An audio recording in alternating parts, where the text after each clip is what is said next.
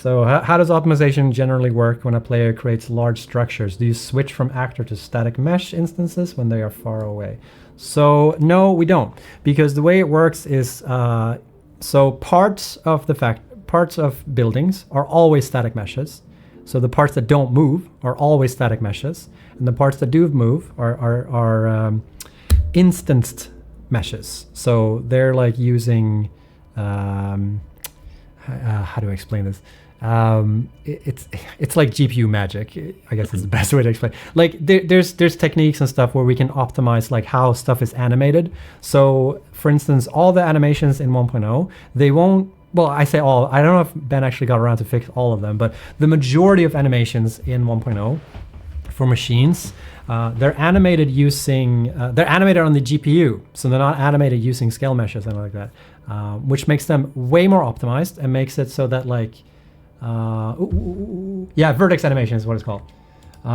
So like they're optimized in how like they are animating. So they're not using like the typical animation system that you would think about, which makes them way more optimized. And even when you're far away, they can still animate without it being an issue.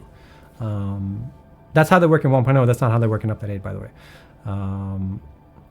So we don't really switch them around. It's just that they kind of work independently where you are. There are a ton of other things that are happening though when you're far away from stuff that optimizes it. And like for instance, particles don't spawn and I can't think of anything else. There's some loading going on.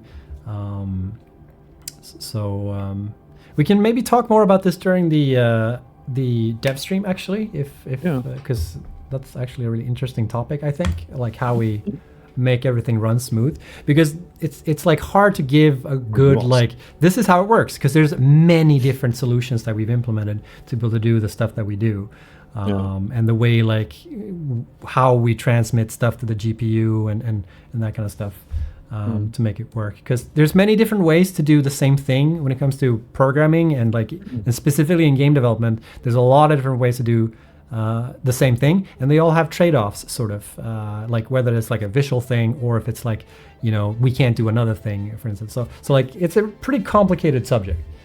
So yeah.